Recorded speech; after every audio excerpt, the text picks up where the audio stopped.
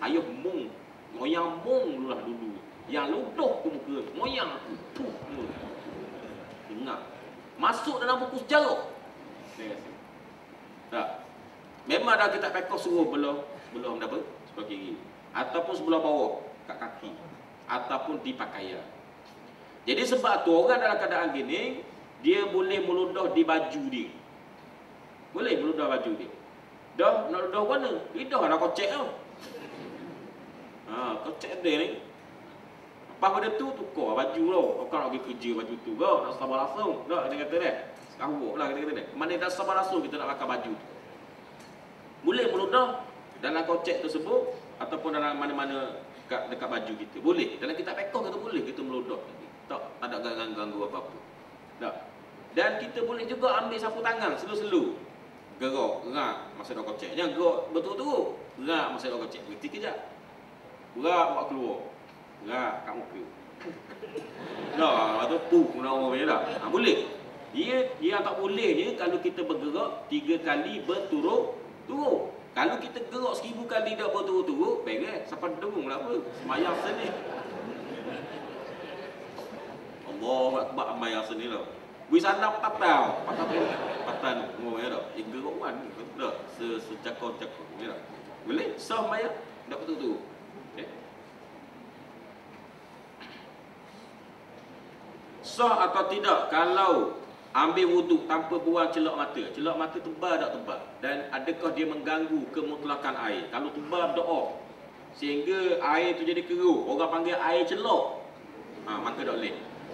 Maka tak sah ambil wuduk tu sebab dia syarat dia kena air mutlak. Tapi kalau sikit yang mana dia tak ganggu, dia punya air tu tak keruh, kita sendiri tahulah kadar mana kita pakai celak dah. Maka hukum dia adalah tidak masalah apa-apa sebab sikit. Sikit tak apa, dia tak ganggu kemutlakan air tersebut. Okey. Celak mata ni sebenarnya bukan untuk orang puang, asalnya untuk orang lelaki. Orang puang dia tak pakai. Bahkan dikatakan bahawa orang lelaki di antara sunat orang pakainya ialah celak. Dia boleh mencerahkan mata. Tapi kalau kita pakai celak tu, jawab dia celak. Orang kata celak, mana dia orang sindir lah. Allah macam orang puang kamu lah, dia kata galau kata itu.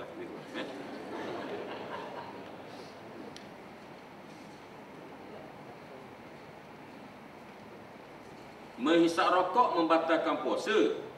Bagaimana pula menyeduh inhaler? Betul inhaler Inhaler tu bukan orang sakit lelah. Betul kan? Ya. Obat lelah ni telit obat lelah. Makna dia dua perkara sini. Hisap rokok batal puasa. Bagaimana dengan dia dua perkara. Hisap rokok ni batal ke puasa hisap rokok? Kalau saya kata tak batal ke? Setuju? Ada satu kitab jauh saya baca. Nama kitab tu Sabilal Muhtadi. Kejut saya. Nama kitab Sabilal Muhtadi. Saya duk belek-belek bab puasa kitab tu. Kejut. Okey. Jumpa satu kata bahawa kalau kita seduk tembakau tidak membatalkan puasa.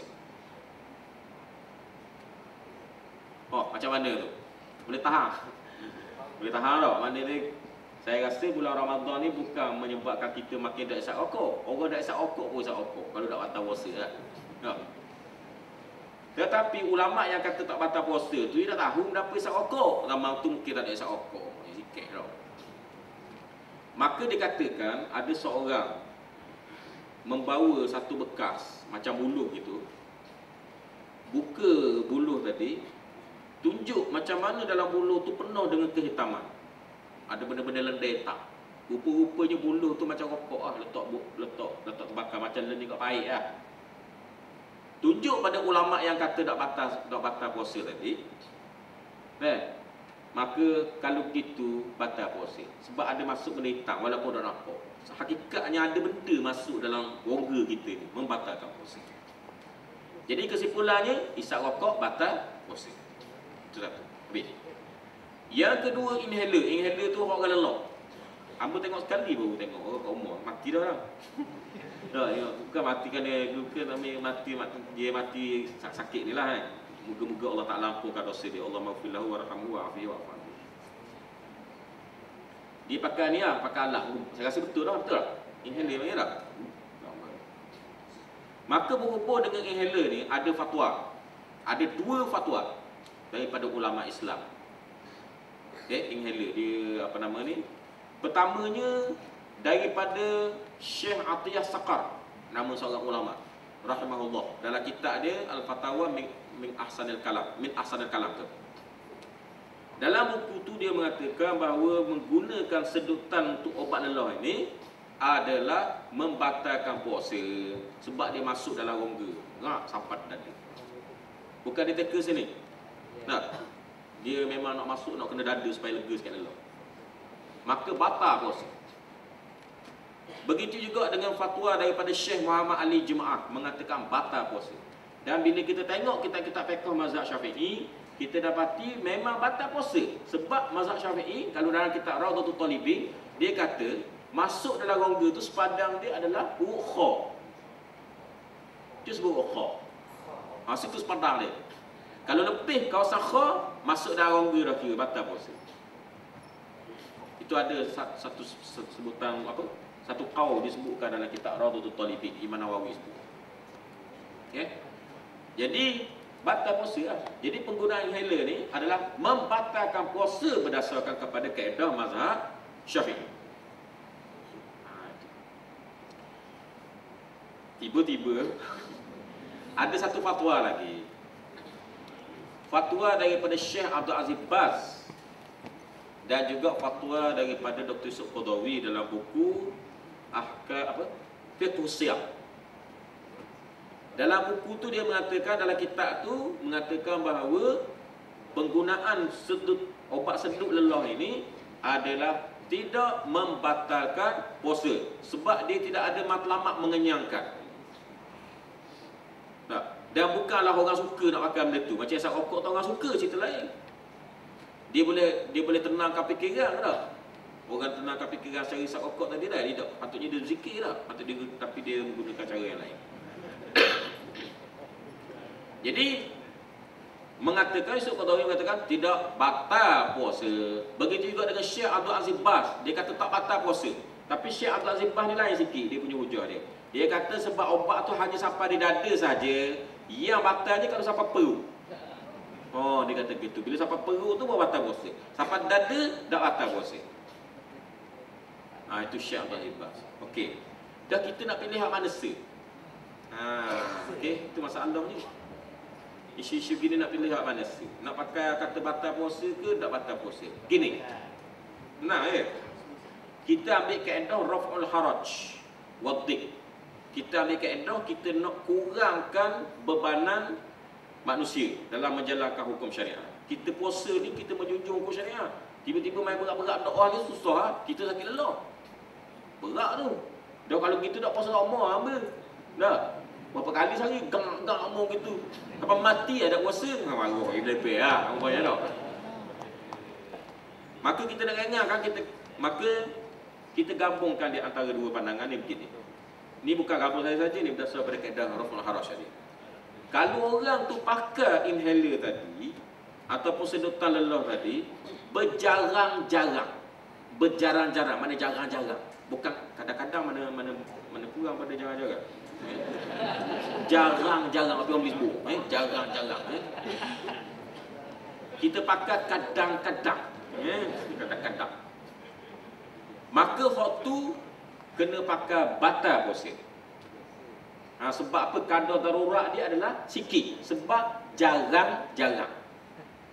Kadar darurat dia sikit sangat. Maka kita pakai hak asal mazhab kita, mazhab Syafi'i, batal puasa awak. Maknanya seminggu sekali, batal puasa. Seminggu sekali je dia kena sedut inhaler tu. Batal puasa. Sebab apa? Kadar dia berhajat tu sikit sangat. Tetapi kalau orang tu 4-5 kali sebetul, dah sejam 4 kali sedut, gang mulut dia. Dah kita kata kena sakit lelah tadi. Ataupun tiap-tiap hari mesti guna inhaler tadi. Maka kita kena raf'ul haraj. Bila nak puasa, kita kata pada masa itu kita pakai pandangan fatwa yang mengatakan tak batal puasa sebab darurat dia terlalu tinggi. Darurat dia, mana kadar keperluan dia terlalu mendesak sangat. Jadi sampai pekat tu Kalau kita kata batal puasa, dia akan mecah pada Allah. Kenapa agama gini menyusuh orang? Tak. Jadi sebab tu orang yang terpaksa kena pakai sokmo, maka hukum dia tidak membatalkan puasa, taklid kepada Syekh Abdul Aziz Baz dan juga fatwa Dr. Yusuf Qaradawi. Jelas okey okey. Kau ni soalan ni 5 baris. Nak baca tau. Saya orang panjang-panjang ni susah sikit, ada rasuah-rasuah pula. Adakah bidika sedang merasuah macam-macam dia. Rasuah-rasuah tak boleh kot ni. Hari ni hari ngundi. Okey, mana nak kat? Saya nak cari poin dia ni, panjang lah. Sekali. Saya ambil pendek-pendek dulu masih berjalan. Setahu saya, solat qada dianggap tidak wujub kerana tiada dalil mengenainya. Dan jika melakukannya dianggap sia-sia. Okey, macam mana ni? Ada ke sembahyang qada? Orang tu nak membayar 10 tahun. Tak. Hamba pernah jumpa orang tu nak membayar 4 tahun. Tak. Makna dia dekat rumah kita dah. Dia cerita dia isah lah. Maka tak wajib kena qada membayar. Okey, macam ni. Tidak ada dalil yang mengatakan wajib qada membayar kalau tinggal sengaja. Dan jangan gaduh, relax dulu. Yang adanya dalil mengatakan man nama anis salah au nasiyaha falyusalli idza dzakara. Apabila seorang tu dia tertidur daripada semayang ataupun dia terlupa semayang, maka hendaklah semayang apabila dia teringat. Dia tertidur, Zuhur nak membayar, sedar-sedar azan maghrib, 2 semayang yang nak membayar. Antaranya ialah semayang asar dengan semayang Zuhur. Maka pada masa itu dia tak berdosa dan dia wajib kena qada puasa. Dia tak wajib dia tak berdosa dan dia wajib kena qada semayang Zuhur dan juga semayang asar. Ini berdasar pada hadis ni. Man nama anis salat, barang siapa yang tertidur ataupun tak teringat. Ada kawan saya tu, dia selalu semayang Jumaat awal. Semayang Jumaat dah satu, semayang awal pula. Tiba-tiba hari tu dia ada masalah yang menyebabkan orang perlu pada tenaga dia, pertolongan dia. Dia tak semayang Isyak awal dan dia tak semayang Jumaat. Oleh kerana kebiasaan dia semayang berjemaah di masjid dan awal waktu, dia tak semayang Isyak, dia tak ingat. Okey, kadang-kadang warak pun menyebabkan orang tu lupa kau. Tak, warak bagus tu deh, bagus. Jadi macam mana ni? Maka mengikut dalam hadis kata bahawa orang yang kena qada semayang ialah orang tertidur, orang terlupa. Orang sengaja tak ada sebut dalam hadis. Maka itulah fatwa Ibnu Taimiyah. Dalam kitab dia Majmu' Fatawa, dia mengatakan tak wajib qada puasa. Kau tak wajib qada semayang kalau sekiranya semayang itu sengaja ditinggalkan. Betul ke pandangan kata tak, memang kata tak wujud qada ni? Betul pandangan Ibnu Taimiyah. Betul semua. Okey. Dah sebenarnya macam mana? Macam ni. Mengikut mazhab Syafi'i mengatakan bahawa wajib kena qada semayang. Sebab apa? Sebab dalil tu juga. Kalulah orang yang terlupa dengan orang yang tertidur daripada semayang, tiba-tiba dia kena qada juga semayang, apatah lagi dengan orang sengaja qada semayang. Orang sengaja tinggal semayang. Koholah lagi kena qada semayang. Wajib lagi. Bahkan kalau kita nak ukur tu, makin wajib lagi kena qada semayang. Faham tak maksudnya? Dalil yang sama. Macam kita kata gini, wala taqul lahuma uffin. Jangan kamu kata kepada ibu bapa kamu uff. Ataupun bahasa Melayu kata gitulah, kita kata gemuk kita kita kata kaya kita tak. Apa hukum kalau Tuhan marah kita kata apa hukum kalau kita tapar dia? Sebut dah dalam ayat tu, jangan tapar ibu bapa awak, ada. Maka kita nak kata bahawa tapar halal, tak boleh. Bila mak suruh kita pergi kedai haram. Tak. Tolong pergi kedai kejap mawin apa gemuk biji. Dah. Halal, beres. Dah. Ada kita logik tak kena kata gitu. Tak mana siapa langsung. Tak. Baru tak mana siapa, bukan tak siapa, tak mana siapa. Tak lawan kau okey. Maka saya nak katakan bahawa kalau waktu kena, hak ni lebih wajib lagi kena. Tapi Ibnu Taimiyah dia ambil pendekatan Nabi dah sebut hak sengaja. Maka hukum tak wajib. Jadi sebab tu kita pakai hak yang betul jawab Syafi'i ni. Itu yang sebenarnya wajib. Okey. Ada satu perkara lagi saya nak sebut, tapi saya tak nak sebut. Sebab kalau saya sebut takut orang melonggor-longgorkan sembahyang ni. Saya sekarang ni saya dah sebut lagi. Mari fikirkan nak sebut ni, lepas tu saya batalkan balik. Okey. Habis yang nombor 1, nombor 2 adakah? Okey.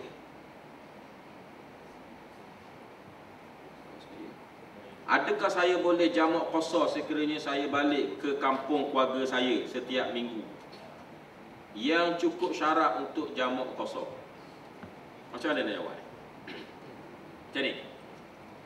Kalau saya duduk di Kuala Lumpur, saya mengajar dekat UAE. Dulu saya mengajar UAE.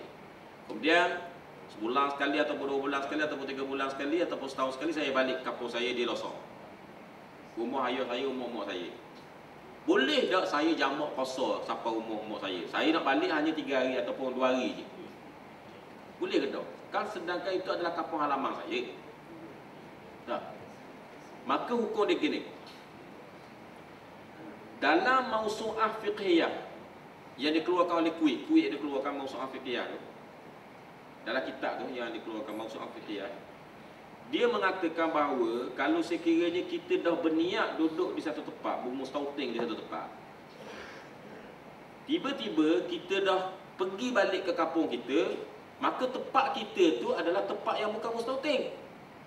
Bila bukan mustauting, kita boleh jamak dan kita boleh qasar selagi mana cukup syarat. Walaupun rumah kita asal, beranak situ, besar situ, semua situ belaka. Bukan kita beranak, kita diperanakkan. Kita diperanakkan situ, kita dibesarkan situ, kita main situ. Nak nikah dengan orang Johor, umpamanya tak? Duduk di Kuala Lumpur, tak umpamanya. Maka macam mana? Bila kita dah niat bermustauting di Kuala Lumpur, tak mau balik dah, macam mana tak mau balik mengundi, umpamanya tak, contohnya. Atau balik air raya, contohnya. Hari ni hari ngundi tu, ingat ngundi tu. Pada masa itu, kita dah niat mustauting di Kuala Lumpur, maka Terengganu ni, walau rumah tu walaupun saya dibesarkan situ, diberanakkan di situ, maka dia anggap saya telah berada di tempat yang asing. Di tempat yang asing. Maka saya boleh qasar dan saya boleh jamak mengikut syarat-syaratnya yang lain. Tengoklah syarat-syarat lain tu, jangan ni saja dah. Itu. Walaupun setiap minggu balik. Saya kira setiap minggu. Selagi mana cukup 89 km.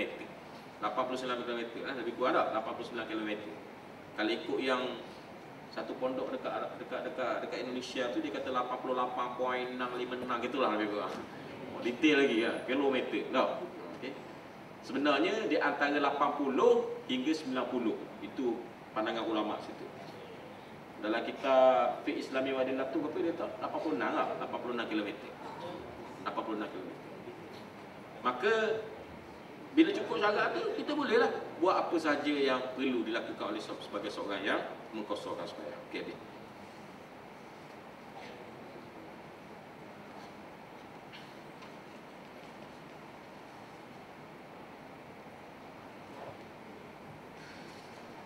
Ini soalan panjang.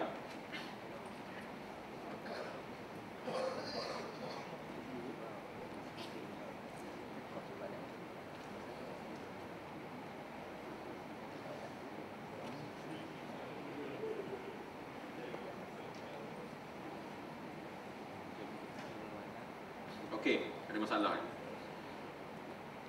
Saya orang ni tanya, bukan saya tu saya orang ni. Saya telah keluar ketika umur 11 tahun. Saya orang ni okey. Ketika itu saya tidak mengetahui bahawa wajib menggantikan puasa yang ditinggalkan kerana ibu bapa saya tak pernah menjelaskan perkara tersebut. Ketika umur 15 tahun barulah saya tahu puasa tersebut wajib diqadhakan. Masalahnya sekarang, saya tidak ingat berapa bilangan hari saya meninggalkan puasa tersebut kerana dah terlalu lama, dan saya pernah bertanya pada ustaz di sekolah. Ustaz mengatakan saya dalam keadaan berdosa besar sehingga saya membayar fidyah. Saya merasa amat takut. Adakah betul pernyataan ustaz itu dan apakah yang perlu saya buat? Dia kalau ikut dalam kitab Tashri' Jinai Syekh Abdul Qadir Audah berkenaan dengan kejahilan, dia kata ada benda yang orang kata jahil kita dah terima.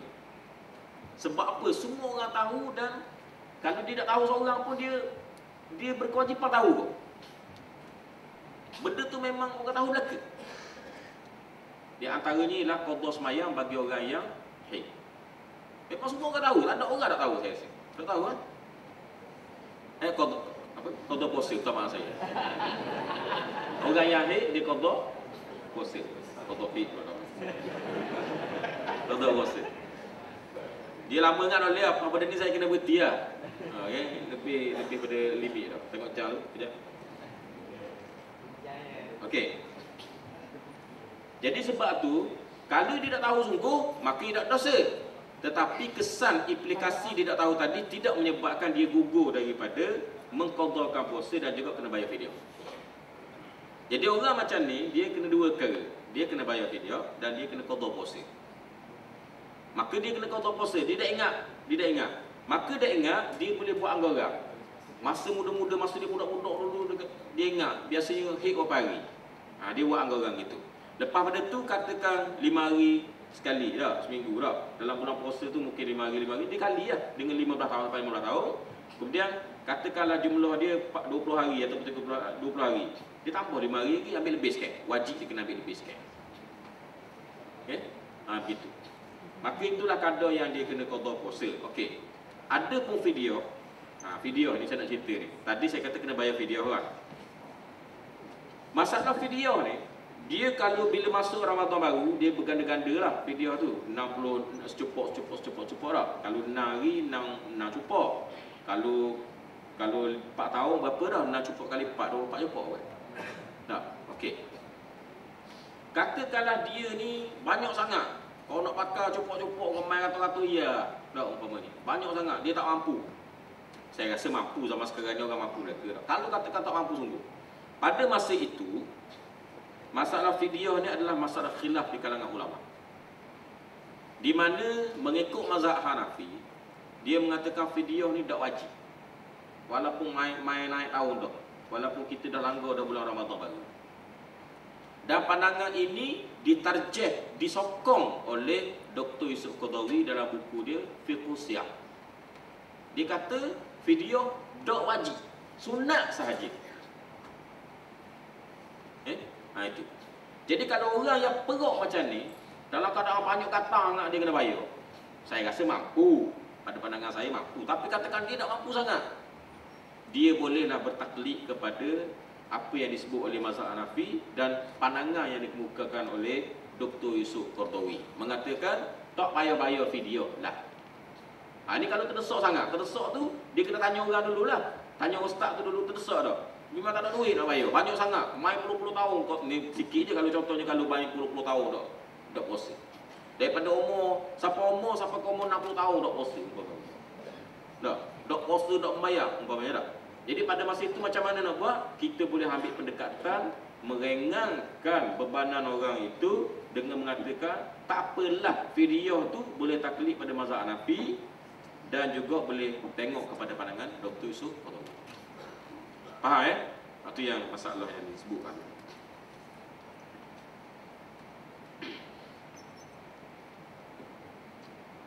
Saya ada meninggalkan puasa pada tahun 96 sebanyak 25 hari kerana melahirkan anak menyusukan.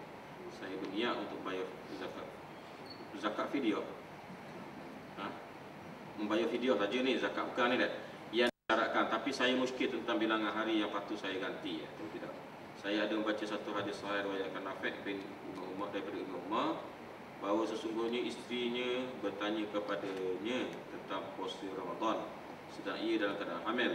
Maka ia menjawab, berbukalah dan berilah makan sehari seorang miskin dan tidak usah mengqadakan puasa. Harap dapat penjelasan. Okey. Kalau gini, kalau orang tu dia mengandung ataupun dia menyusu, dua. Kalau dia nak buka sebabkan dia sendiri masalah. Dia sendiri ada masalah. Masalah apa tu? Masalah umpamanya dia tak urut. Tak, dia sendiri bukan kait dengan anak lah. Maka dia wajiblah qada balik puasa tu dan tak payah apa-apa fidyah. Tetapi kalaulah buka puasa tadi bukan disebabkan kerana dia tak ada apa, dia sihat. Tapi kalau aku puasa juga takut kurang susu ataupun baby dalam perut ni kan mati lah. Tak ikut zat. Umpamanya tak. Dia tak ada masalah. Dia cukup zat. Baby dalam perut dia ikut zat. Dia mikir gua ni hamba tak tahulah. Kan? Itu hazard ni kena tanya doktor lah. Tak? Kadang tanya hamba tak kerti lah. Jadi pada masa itu, kalau dalam keadaan begini, dia boleh, dia dibenarkan untuk berbuka puasa dan dia hendaklah membayar fidyah mengikut apa yang disebutkan oleh Syekh Muhammad Uqlah dalam buku dia Ahkamus Siyam wa Sadaqah. Ahkamus Siyam wa Sadaqah. Jadi itulah jawapan bagi perkara yang disebutkan ini. Jadi saya rasa setakat tu ya dah. Cukup dah ya. Apa yang baik. Anda berada 20 minit lagi. Baru kumpelah bulan puasa kena banyak dekah. Bila anda berada baru kumpelah tau. Dia kata dah. Okay. Ataupun kalau ada soalan macam soalan secara lisan gini, tak apalah saya jawablah baru kumpelah sebelah pagi sebelah malam. Ada apa nak tengok?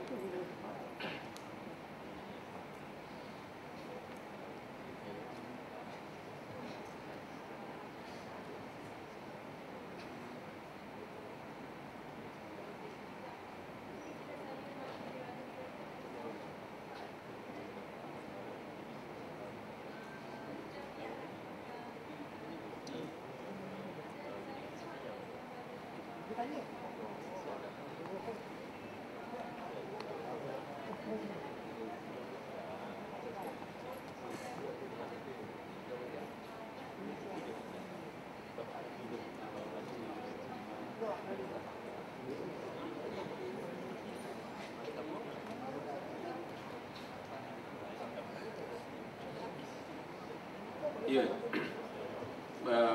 Dia kena buat laporan rasmi lah, kena buat aduan kepada pada polis, kemudian kepada pihak saya rasa dalam Jabatan Penguat Kuasa, tak silap saya panggil situ, buat laporan. Kemudian bahagian penyelidikan dia akan buat kajian adakah sesak ataupun tidak.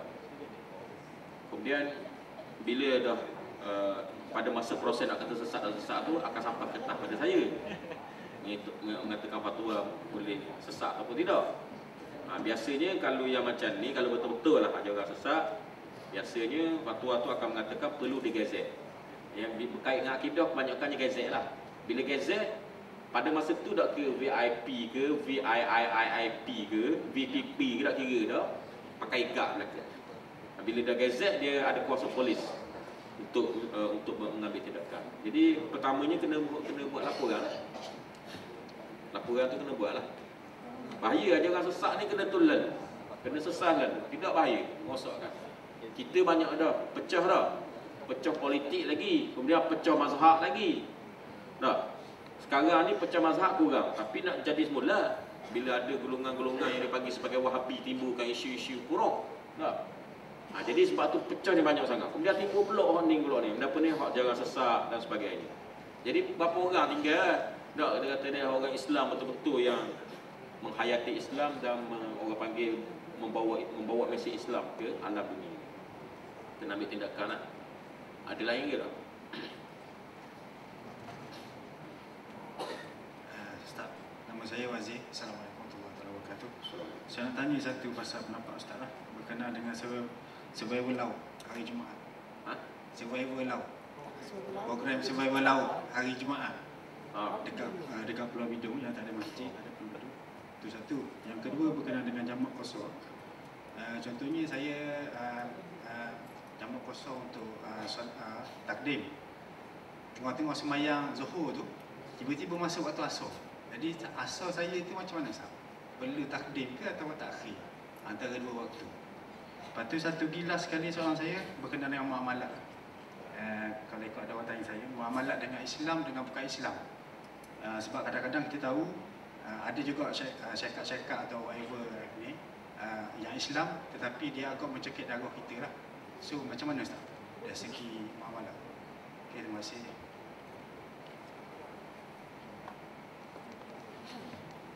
Hari Jumaat ni sebab laut tu hari Jumaat macam dulu ya. Saya pergi dulu. Tapi saya tak wajib sebab saya kontrak kan. Saya sini kontrak ya tahun 2009 tu. 2009, lepas pada tu negati dengan salah seorang ustaz kena beri tazkirah. Lepas tu saya pun kena pergi lah. Jadi saya tak ikut lah aktiviti tu. Cuma saya beri tazkirah. Cuma orang nyelang tu saya terjun kot lah. Lepas tu saya nampak tak lah orang masuk sekali. Duk main gerak dalam air. Cuma banyak jugalah unsur-unsur kalau tak jaga jadi maksiat juga. Tuan lelaki lepak dalam air lain. Dalam air ni lain. Dia punya dia tu lain. Tengok body orang agak ketak gitu dan sebagainya. Apa tubuh mesti jadi bahaya kan. Jadi survival laut tu kena ambil kira lah pada halal haram ni kan. Kalaulah ada pihak-pihak yang mendengar suara ni lah. Okay. Lepas tu janganlah gurau lebih, kita isteri orang, kita suami orang, kita kena ambil perhatian. Jangan cakap banyak orang, cakap sikit dah, tak dia kata happy-happy yang gitu je. Jadi kalau untuk hari Jumaat ni, kalau kita sengaja pergi menyebabkan kita tak tinggal semayang Jumaat, sebab tak ada nak semayang Jumaat, ada dia tu. Tak. Jadi pada masa itu dia anggap berdosa. Dia anggap sebagai satu benda yang berdosa. Sebab kita nak semayang Jumaat macam mana Dinung? Sedangkan banyak benda-benda yang tak cukup syarat. Tak ada kampung orang ke Pulau Bidung. Pulau Bidung ke mana? Pulau Bidung lain dengan Pulau Redang. Pulau Redang ada kampung orang. Pulau Bidung ni bekas kampung orang. Tempat pelari yang Vietnam tu. Betul? Jadi dia tak ada kampung orang. Bila tak ada kampung orang, dia semayang Jumaat ni mestilah di perkampungan. Wajib dia kena gitu. Dia tak boleh pada pasir. Tiba-tiba kita lalu pada pasir, semayang Jumaat kejap lah. Dia pada pasir tu. Betul Allah, baca khutbah orang. Tak sah. Tak sah. Jadi sebab tu, kalau siapa-siapa yang mengikut mazhab Syafi'i yang sah, siapa-siapa yang pergi ke Pulau Bidung pada hari Jumaat sehingga dia meninggalkan semayang Jumaat, hukumnya adalah haram. Okey. Ada pun kalau kita tengok mazhab lain macam mazhab Maliki, tapi dia cakap atas kapasiti orang musafir. Orang musafir, dia mengatakan bahawa kalau musafir sebelum masuk waktu Jumaat, tiba-tiba kita musafir, tak ada apa-apa. Kita boleh tinggal semayang Jumaat. Dalam mazhab Maliki dan juga dalam mazhab Hanafi. Dalam mazhab Syafi'i, tak boleh. Musafir tu walaupun sebelum Jumaat, dia kira start daripada masuk waktu subuh. Waktu subuh tu tak boleh musafir dah. Kalau musafir, wajib juga kena semayang Jumaat. Jadi kalau kita pakai mazhab Hanafi ni, oleh kerana waktu wajib tak sampai lagi, macam mana kita nak kata haram? Maka kita dibolehkan tinggal semayang Jumaat. Tetapi begitulah dalam kadar-kadar takkanlah tiap-tiap minggu kita semua hari Jumaat semua deh. Jadi sebab tu pihak berkuasa universiti kena cari jalan macam mana nak buat supaya jangan jadi hari Jumaat. Start petang Jumaat pun tak apa buat dah. Gitu. Start petang Jumaat tu tak apa dah. Jadi supaya benda ni kita dapat lakukan semayang Jumaat dengan baik, walaupun kita kata dalam mazhab Maliki dengan Hanafi tu bagi orang musafir, dalam konteks ni tak musafir ni sebab dia tu sangat dah. Dia kata boleh sebab kita tengok elah dia, kita tengok sebab dia tak masuk waktu lagi, sebab mewajibkan semayang tak ada lagi. Sebab apa pula kita nak kata wajib semayang Jumaat dah? Maka sebab tu bila dia pergi ke Pulau Bidung tu, maka oleh kerana masa dia pergi tu tak wajib lagi semayang Jumaat, tiba-tiba sana tak cukup orang, tak cukup syarat, maka tak wajib semayang Jumaat. Tapi kita pakai mazhab lain gitulah. Cuma bagi saya kita pakai mazhab Syafi'i, iaitulah haram kita keluar kalau kita tahu bahawa kita tidak berjaya semayang Jumaat. Begitu kata. Kalau kita semayang Jumaat juga, sah ke di Pulau Bidung? Tidak sah. Semayang Jumaat tu tidak sah sebab syarat semayang Jumaat ni mestilah di perkampungan orang. Dia tak wajib dalam masjid, nak buat dalam rumah orang pun apa semayang Jumaat ni. Tetapi dia kena perkampungan orang ataupun yang iltisaq. Mana dia kalau nak kampung orang pun boleh, tengah padang pun tak apa. Tapi tengah padang tu berepek dengan rumah orang. Berepek tahu tak berepek? Berhampiran dengan rumah orang. Dah tak takut buka orang terlalu belaka sini ada kat orang luar dah. Macam saya orang luar. Saya orang luar. Saya kira dah kata kata dah. Saya orang KL. Kira KL kapal losong dah. KL juga kan. Saya orang luar daripada Tok Jembak. staging. Okey, saya nak katakan bahawa nak sembahyang jemaah pun dah boleh. Sebab bukan kampung orang. Kemudian tak cukup 40 orang. 40 orang pun tak cukup. Katakan kalau cukup 40 orang pun dah boleh juga. Sebab dia dianggap macam ke satu tempat sementara kita duduk situ. Bukan kampung orang. Dia mesti kampung orang tetap gitu. Kampung ni ada rumah orang. Macam mana kita nak tahu tetap tak tetap? Kita nak kampung rumah orang, ada orang duduk. Iyalah. Faham maksud saya? Itu makna dia untuk hari Jumaat. Kemudian jamak, kalau kita sembahyang jamak, ni sembahyang jamak. Saya sembahyang jamak takdim. Zuhur dengan asar. Bila saya sembahyang tiba-tiba masuk waktu asar, automatik jamak itu terbatal lah. Dia masuklah sembahyang asar dalam waktunya. Dia terbatal automatik lah, automatik dia terbatal. Jadi kalau kita iktibarkan bahawa kita takbir dulu, bila saya sembahyang zuhur dah, lepas tu sembahyang asar pula. Bila saya sembahyang asar tu, saya dah takbir tu, dia iktibarnya bahawa satu rakaat pertama tu dalam zuhur, maka itu adalah sembahyang jamak qasar biasa. Tapi kalau tak dang tak apa, tak ada masalah, tak payah sembahyang mula dah. Kalau tak dang juga. Tapi syarat dia takbiratul ihram tu dululah. Okey. Kalau tak dang juga dia kata tak ada apa-apa. Sama jelah. Sama je makna dia. Kita asal takbir je dulu, ya. Katakan bila kita beri salam assalamualaikum tu dah orang bang, maka sembahyang kita yang kedua tadi bukan sembahyang jamak dah, tapi sembahyang qasar. Macam biasalah. Maknanya dia dah masuk dalam waktu dia yang tersendiri. Dia tak ganggu apa-apa. Cuma sekara je orang makna dalam bab ni. Okay? Benda apa? Iaitulah dia kena niat. Kalau ini bukan sembahyang jamak takdim, jamak takhir. Kalau jamak takhir, dia nak sembahyang jamak takhir. Lepas pada tu dia kena niat dulu dalam waktu pertama tu bahawa dia nak sembahyang jamak takhir, waktu ramai dakwah. Umpamanya kalau orang tertidur, bila kita tidak ada niat tu, bila kita sembahyang jamak akhir tu, sembahyang asar, sembahyang zuhur tu dia jadi qada. Dia jadi qada pula. Nilai dia adalah nilai qada. Nilai qada ni lain dengan nilai jamak. Dia dalam mazhab Syafi'i mengikut pandangan yang kuat, wajib dia kena berniat untuk jamak takhir bila masuk je waktu. Orang bang zuhur, niat lalu nak jamak takhir. Biar dah jamak takhir pun tak apa, tak jadi tak apa, asal niat ni. Waktu ramai orang bangang. Kalau yang muamalat yang bukan Islam ni pun ada, saya pendek lah. Macam mana saya nak jawab tak reti ni. Makna dia muamalat yang bukan Islam dengan muamalat yang Islam, macam mana nak kait tu? Tak reti. Dia nak point dia pun. Contohnya kita nak beli satu barang lah sebenarnya. Ada syarikat Islam, ada syarikat tak Islam. Maksudnya Cina dengan Melayu lah. Kadang-kadang setengah orang tu dia kata, kita wajib beli dengan syarikat Islam ni. Sedangkan syarikat Islam ni dia ada unsur-unsur cekai darah yang membebankan kita. Syarikat-syarikat dari Islam ni tak bebankan kita. So bagaimana pilihan tu Ustaz? Kita perlu utamakan yang mana dalam muamalah? Dia gini, dia tak kira orang Islam tak orang Islam, benda haram-haram lah. Macam kita kata tipu, dah nipuan dan sebagainya haram. Tak kira orang Islam, tak kira orang bukan Islam. Dan benda yang halal kalau dibuat tak kira orang Islam, tak kira orang bukan Islam, sama je. Cuma dalam kes ni kita tak boleh tolong benda yang mungkar.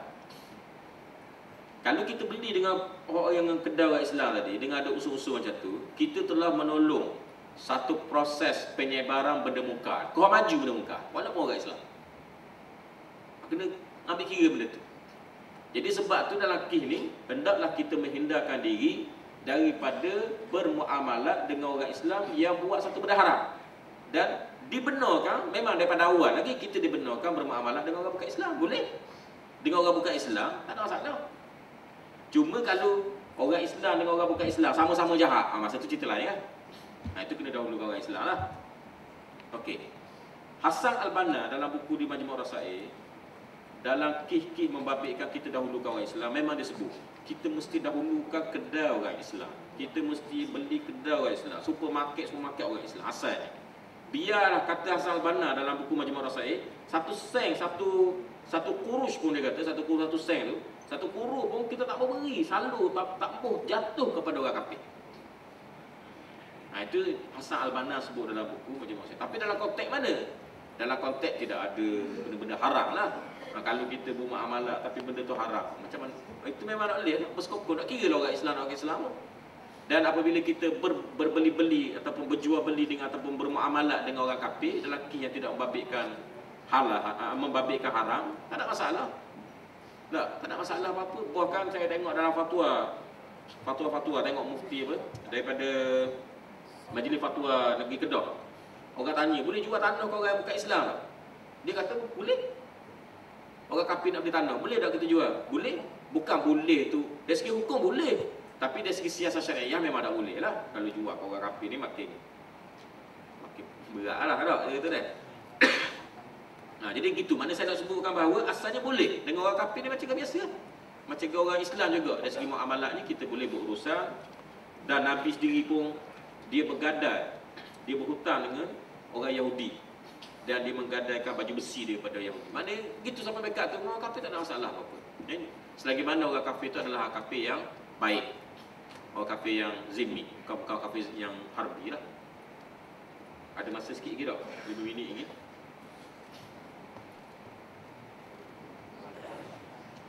Assalamualaikum Ustaz. Soalan saya yang pertama berkaitan dengan di Malaysia mungkin tidak berlaku mungkin. Tapi macam ini Ustaz, contoh pasangan suami isteri tersebut seorang ahli sunnah wal jamaah dan seorang lagi syiah. Bagaimana Ustaz? Sama ada kita kena farakkan hubungan tersebut ataupun bagaimana? Dan yang kedua, hukum menghisap shisha. Itu saja Ustaz. Shisha dah ada dah hisap apa banyak lah.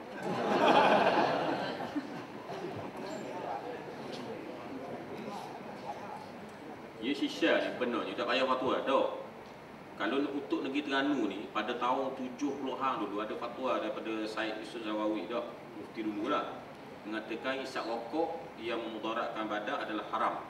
Kalau isap rokok tak haram, shisha kohor haram. Makin kuat haram dia dengan usul-usul yang ada dalam tu. Tapi baru ni saya pergi ke muzakarah khas Majlis Fatwa tu, ada satu lagi dia orang ada okeynya. Dia kata bahan-bahan yang dalam shisha tu yang dimasukkan tu dia dibersihkan oleh air. Dia tak weh gitu. Jadi kita isap air. Kita bukan isap candu tu ataupun isap benda nikotin tu, tapi kita isap air. Kita isap air tu. Jadi bonok kan dia buih air tu dah. Jadi kata halal. Sebab apa dia tapih dah situ. Air adalah pembersih. Membersihkan, menetralkan semula benda-benda yang kotor. Jadi kita tak ambil kira benda tu, tapi unsur-unsur tu telah mengesat dalam air, dan apabila dia esat dia mendatangkan mudarat yang lebih besar. Maka fatwa dalam Majlis Fatwa Kebangsaan baru lagi minggu lepas dia mengeluarkan fatwa haram hukum dia. Pada 17 hari bulan 7 baru ni. Saya hadir sekali lah. Mana dia hukum dia adalah haram. Dan bagi saya tak payah keluar fatwa pun apa Shisha ni haram dok. Dasar kepada pengharaman rokok itu. Okey, Shisha dalam sama jelas. Ke Shisha lain. Ada katakan. Mana ada tu je tak yang isu ni. Okey. Yang kedua, yang pertama tadi berkenaan dengan seorang tu ahli sunnah wal jamaah nikah dengan orang Syiah. Okey, ada fatwa daripada Dr. Walid, salah seorang daripada pakar akidah di Universiti Yarmouk. Dia mengatakan hukum dia adalah sah nikah orang yang zahirnya Islam. Walaupun hakikat dia kafir sekalipun. Bila dia mengucap dua kalimah syahadah, ya Allah dah. Maknanya dia sah nikah dengan dia. Walaupun dia orang Syiah ke orang apa, waktu dia kira. Bila duduk sekali tu saya tengok-tengok, dia semua batu umpamanya. Tak, sebab orang Syiah kan ada batu tu, semua hukum dia ni. Dia buat macam kebahala pula batu tu. Tu cerita lain pula. Itu dah jadi murtad, itu boleh pisah lah. Tapi asalnya akad nikah tu sah dasar pada pandangan fatwa daripada Dr. Walid. Daripada Walid Al-Ani nama dia. Walid Al-Ani daripada Universiti Yarmouk. Dia ada menulis beberapa buku berkenaan dengan Syiah ni dan dikatakan boleh. Okey, satu. Dalam ulasan ataupun dalam kajian yang dibuat oleh Syekh Abdul Karim Zaidan berhubung dengan halal nikah, nikah lain tapi saya nak samakan nikah ni. Orang Islam lelaki boleh kahwin dengan orang ahli kitab. Tak ahli kitab. Orang Yahudi ataupun Kristian. Orang Yahudi ataupun Kristian yang dia Yahudi dan dia Kristian. Orang kafir lah. Tapi dia tu Yahudi ataupun Kristian, mengikut mazhab Syafi'i lah. Yang Yahudi ataupun Kristian boleh kahwin, tapi syarat dia orang perempuan pengantin tu kafir, orang lelaki tu Islam. Maka sah nikah Okey, sah nikah dalam mazhab Syafi'i, sah nikah. Sampai sekarang pun boleh kahwin lagi. Ada masalah. Ada orang kata dah ahli kitab ni tak ada dah sekarang. Ada. Ahli kitab. Dah sekarang ahli kitab menyeleweng. Hak seleweng tu orang panggil ahli kitab. Hak dak seleweng tu dah panggil ahli kitab. Dah. Jadi sekarang ni ada. Sekarang ni kalau ikut saya baca buku baru ni, tesis master ke tesis master Muhammad Hani Ismail. Dia buat kajian tentang gerakan Zionis. Dalam buku tu dia sebutkan, dia buat kajian. Dia kata orang Yahudi yang simetik dia panggil tak? Simetik lah. Yang simetik yang memang kalau kita tengok dia punya keturunan dia terus kepada Nabi Yakub. Ada. Lebih kurang dalam 20% dia sebut. Seluruh dunia ni masih ada lagi. Hak ni lah, hak ahli kitab ni, Ada pun 80% orang Yahudi sekarang ni daripada Khazaria. Khazaria tahu tak? Orang Monggung, sepadang Rusia dengan China tu yang berpindah ganda. Di mana dia berpindah-pindah, akhirnya sampai dekat Laut Mati. Bila sampai kat Laut Mati, dia berkahwin dengan orang Yahudi bercampur gaul gitu. Akhirnya lahir satu Yahudi generasi baru. Orang panggil Yahudi baru. Pokok Khazaria. Maka Yahudi ni 80% daripada Yahudi seluruh dunia. Yang sekarang ni jumlah adalah 17 juta orang. Dan dekat Israel sekarang ni Yahudi pokok tu lah. Pokok yang Khazaria. Bukan Yahudi betul tu. Yahudi palsu. Yahudi ni adalah kait dengan Mongol. Mongol ni dikaitkan dengan keturunan yang sama dengan Ya'juj wa Ma'juj. Memang ganah. Ganah. Sebab tu baru ni saya baca satu tulisan Muhammad Ahmad Al-Hrubi kenaan dengan Ya'juj wa Ma'juj. Dalam buku tu dia mengatakan bahawa Ya'juj wa Ma'juj ni, dia buat kesimpulan, banyak pandangan ulama situ. Akhirnya dia buat kesimpulan, dia kata Ya'juj wa Ma'juj adalah Yahudi sekarang dekat Palestin. Sebab tengok daripada dia punya nasab Khazaria. Nagak sikit apa dah. Yang saya nak sebut ahli kitab tadi, hak simetik tadi 20% tu. Dikatakan bahawa hak ni ada lagi sampai sekarang ada. Hak ni Yahudi baik. Hak yang Yasir Arafat dulu peluk dia kan, adakah selalu dia peluk dengan seorang Yahudi nama Mendatu? Yang dianggap sebagai peminat kepada keamanan dunia. Ada Yasir Arafat dulu dia peluk sama dengan seorang Yahudi. Ni kawan baik dia. Yahudi itu memang daripada Semitik ni. Yang daripada Semitik ni Yahudi tu baik jenis-jenis. Dia anti kepada Zionis. Yahudi itu memang anti pada Zionis. Okey. Makna dia, kajian yang dibuat oleh Abdul Qadir Zaidan dalam kitab Mufassal tu, dia kata walaupun orang Islam dibenarkan kahwin dengan ahli kitab, tetapi ada hak kerajaan untuk menghalang. Dalam konteks kita sekarang ni, ada hak kerajaan buat satu enactment, kalau di Terengganu contohnya, mengharamkan perkahwinan di antara ahli sunnah dengan syiah. Ada hak. Tapi dari segi sah tu, sah. Nampak tak dua situ dah? Dua perkara tu dah. Satunya ialah berkait dengan hukum asal halal, tetapi ada taqi al-mubah, istilah dalam yang digunakan oleh Syekh Abdul Qadir Zaidan dalam buku Al-Quyub Al-Milkiyah.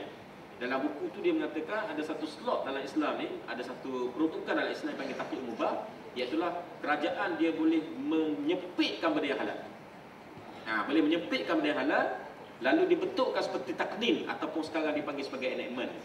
Maka benda itulah atas jalan yang ditunjukkan oleh kerajaan itu, maka bolehlah maka tingkatlah kita kena taat. Maksudnya kalau kerajaan kata tak boleh nikah di antara ahli sunnah dengan syiah, maka tak boleh nikah. Faham tak? Faham maksud saya Asal tu halal, tapi ada hak taqi al-mubah daripada pihak kerajaan untuk mengharamkan benda tu. Dan benda ni kita boleh tengok ulasannya samalah dengan keadaan yang dibuat ulasan oleh Syekh Abdul Qadir Zaidan berhubung dengan ahli kitab perempuan tadi. Faham tak saya cakap ni? Boleh faham ke belik? Ada belik sikit? Tak belik? Okey, saya Melayu. Okey, saya rasa setakat tu saja apa yang baik adalah daripada Allah, yang tak baik memang daripada saya lah. Satu perkara saya nak ingatkan, bahawa bila saya cakap tadi, jangan anggap bahawa itu adalah fatwa. Saya mana-mana ceramah, jangan anggap benda tu fatwa. Kalau saya cakap ni, kecuali saya kata ini fatwa, saya bimbang takut orang gagil pula, saya cakap ni tubik kan, kata tak suruh kata gini-gini dalil, diharamkan buat gitu. Saya sebab itu prosedur kepada diri saya. Itu saya terpaksa kena tunduk undang-undang itu. Wallahu a'lam bissawab. Assalamualaikum warahmatullahi taala wabarakatuh.